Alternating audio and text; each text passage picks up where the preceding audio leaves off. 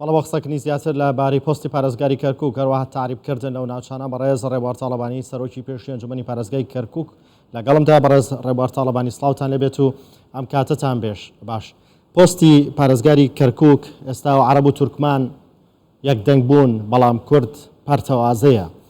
پەرتەوازەی کورد لەوەیە یەکێتی و پارتی ڕێناکەون لەسەر ئەو پۆستە یان هۆکارەکەی چییە؟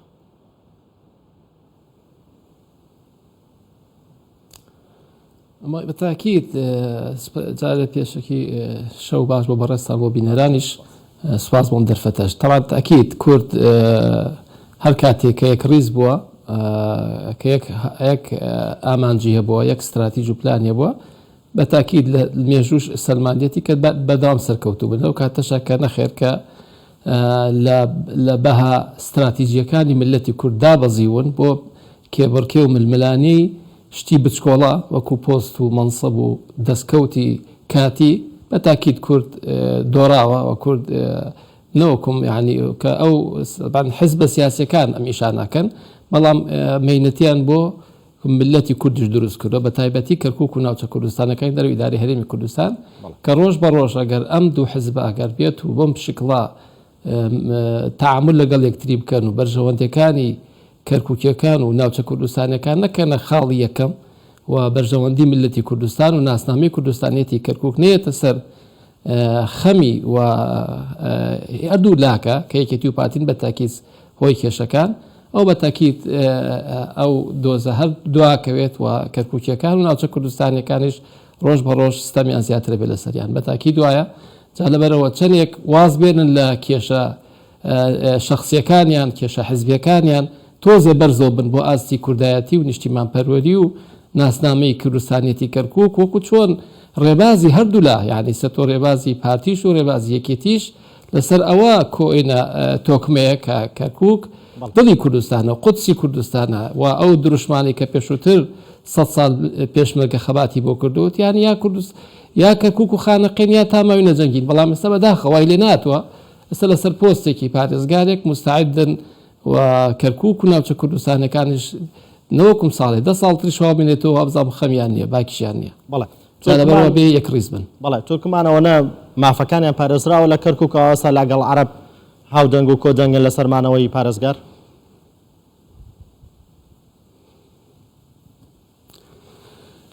بەداخەوە تەبعاً وا دیارە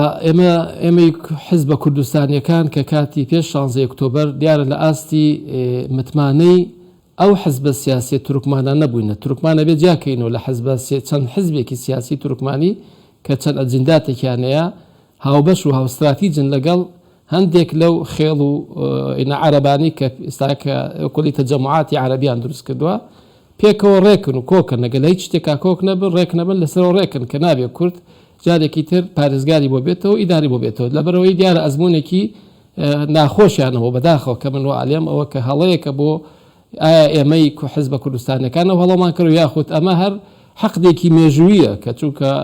ئێمە داوای ناسنامەی کوردستانێتی کەرکووکەکەین هەر لە دروستبوونی دەوڵەتی عێراقیەوە تاکوم ئێستاکە بەردەوام ئەو دوونەتەوەیە دژایەتی ملەتی کوردیان کردووە و یەک ئامانج و بەیەک استراتیژ بوون نەوەکو ملەتەکە دووبارێکەمەوە ئەو حزبە سیاسیانی کە نوێنەرایەتی نەتەوەی ئەگینا حزبی سیاسی تورکمانی هەیە زۆر بەڕێزن و زۆر لەگەڵ دەستورە جوولێنەوە عەرەبی باشیشمانەوە خەڵکی باشیش لە عەشایری عەرەبی هەیە کە پێیان خۆشە دەستور جێبەجێ بکردێنەوە کۆمەوەی کە بابلین هاندەرێک یاخود ئەجنداتێکی دەرەکی ویاخود بەرژەوەندیەکی کە ئێستاکە کە 100 ساڵە لەسەریە بە نەعەدالەتی زەوی و خاکی کورد داگیرەکەن لە کەرکووک و ناوچە کوردستانەکان ئەوە پاڵیان پێنا کە جارێکی تر ئەو مافە نەگەڕێتەوە بڵای ئەو کووردە کە 100 ساڵە ستەمیلە کردێ. بەڵێ بەداخەوە ئەوان یعنی ئێم پێش 16 ئۆکتۆبەر ئەو لە ئاستی پێویست نەبووینە لە تەعاملکردن لەگەڵ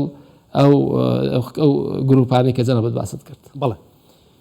ئەگەر بۆ قسانەی تۆ بێت دەتوانم بڵێم ینی جارێکی دیکە کوردێک نبینینەوە پۆستی پارێزگاری کەرکووک وەربگرێت ئەگەرێکێتی و پارتی لە ئاستی نیشتیمانی بیر نەکەنەوە؟ والله بەڵێ زۆرش یعنی ئێمە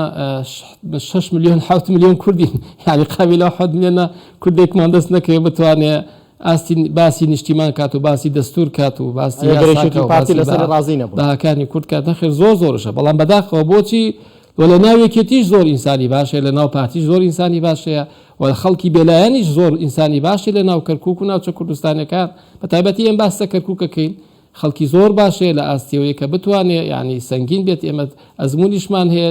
لەو بابەتەیە بەڵام بەتر ئەوە بێ ئەو پرسیارە لە یەکێتی و پارتی بکرێت بۆچی یعنی بیر ناکەنەوە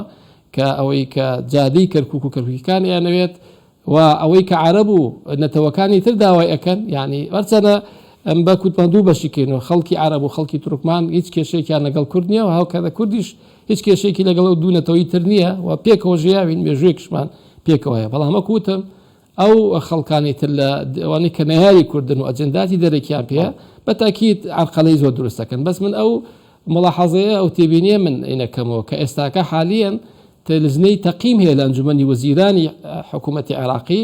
کە شیاع سوودانی ئێستا لە دزنە تەقیمەکە هاتنە نەتیجەیە کە 5 محافظ نابێ بمێنن یعنی انتخابات هەبێ نەبێ هەڵبژاردن نەبێ یەکێک لەو 5 پارێزگارانە کەرکووکە ئەبێ نەمێنێت یعنی ئەوە قەراری ئەو لژنەیە کە تەقیمی پارێزگارەکانیان کردووە و لە زڵمی ئەوانەشە بابلی تایە و بەسڕەشی تایە و میسانشی تایە ئەمانە بێ نەمێنن بە اتفاقی هەموو حیزبە سیاسەکان و لە بەیاننامەکەش نووسراوە کە حیزبە سیاسەکان کە ئیداری دەوڵەتیان دروستکەوە تەوقیعیان لەسەری کردووە جا ئەوە کوردە یعنی و یەکێتی و پارتیە ناگەنوە نەتیجەیەک کە ئەو هەلەمان بۆ هاتووە بە زووترین کاتبی خۆزینەوە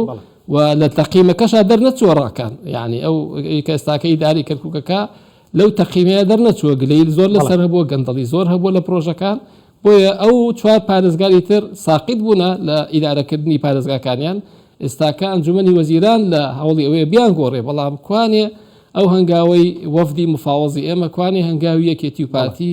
کوانێ ینی ئەم شتە احتیمام بە شاری کەرکووک بۆی بتوانن بە زووترین کات لەگەڵ سەرۆک وەزیران دانیشتن و